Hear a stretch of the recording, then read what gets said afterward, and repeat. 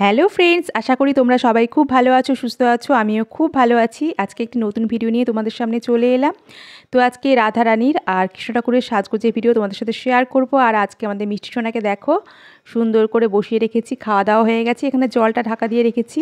তো মিষ্টি সোনা মিটি করে হাসছে দেখো। তো চলো, আমি রাধারানীকে আর কৃষ্ণ ঠাকুরকে নিয়ে এসেছি। এখন প্রথমে আমি কৃষ্ণ ঠাকুরের সাজটা তোমাদের সাথে শেয়ার করছি, তারপরে রাধারানীরটা। তো এখন একটা ধুতি পরিয়ে দিচ্ছি। আর এই ধরনের ভিডিও আগে আমি প্রচুর করেছি, এখনই ইদানিংকালে করা হয় না। তো যাই হোক, আজকে একটা সুন্দর ভিডিও করছি। এর আগের দিন লক্ষ্মীনারায়ণের সাজের ভিডিও দিয়েছিলাম তোমাদের সাথে। তো ধুতিটা পরিয়ে দিয়েছি ব্লু কালারের, দেখো ধুতিটা। আর ব্লু কালারটাও খুব ভালো লাগে আমাদের বাড়ির দেবদেবীর উপরে। আর এখন একটা ব্লাউজ মতো পরিয়ে দিচ্ছি। আর এই ড্রেসটা পুরোপুরি আমার হাতেই তৈরি করা। আর এরকম ড্রেস এখানে সেল করা হয়। আর আগে যখন সাজগোজগুলো করতাম, যখন সাজাতাম, তখন তোমরা বলতে যে এরকম সাজ আমরা আমাদের বাড়ির ঠাকুরদেরও করাতে চাই। তো এখন সেই ব্যবস্থাটাও হয়ে গেছে। এখন আমি নিজেই সেল করছি এই সমস্ত, এই যে জুয়েলারিটা দেখছো, এগুলো সমস্ত কিছুটাই আমার হাতে তৈরি। আর এই জুয়েলারিগুলো সেল হয়ে গেছে, আমার থেকে যে নিয়েছে তাকে জিজ্ঞেস করেই এই ভিডিওটা করা হচ্ছে, যে আমি ভিডিওটা করছি। তো দেখো, একটা হার পরিয়ে দিলাম, আর ভিতর দিয়ে ছোট হারটা রয়েছে, দেখো পুরো গলার সাথে সেট হয়ে রয়েছে। আর এখন কানেরটা পরিয়ে দিচ্ছি। আর এটা একটা সুন্দর ম্যাচ করে ড্রেসের সাথেই তৈরি করা হয়েছে।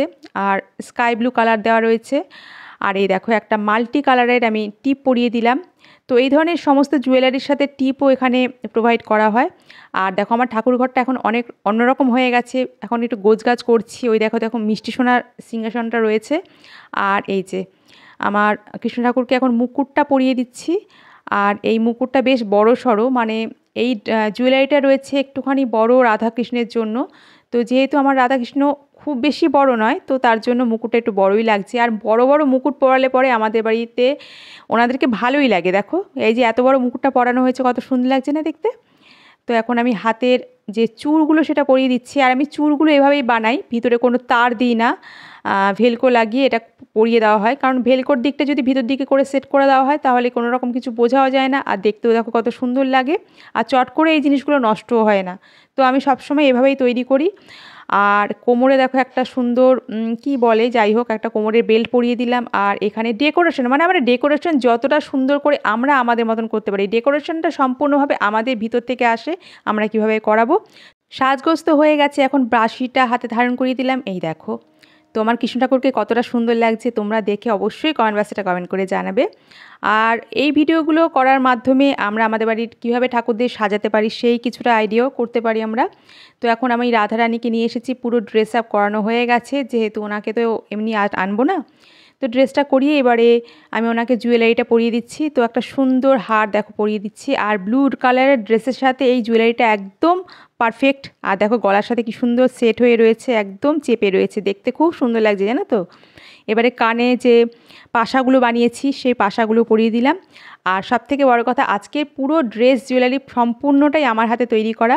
আর দেখো, আমার রাধারানীকে কী সুন্দর লাগছে না চুলটা পরানোতে। আমার রাধারানীর চুলটা খুব সুন্দর। এই ধরনের চুল আমি পাইও না, আমি যদি পাই অবশ্যই আমি রাখবো, এবং তোমরাও সহজে আমার কাছ থেকে পেতে পারো, কারণ চুলটার গোছটা খুব সুন্দর।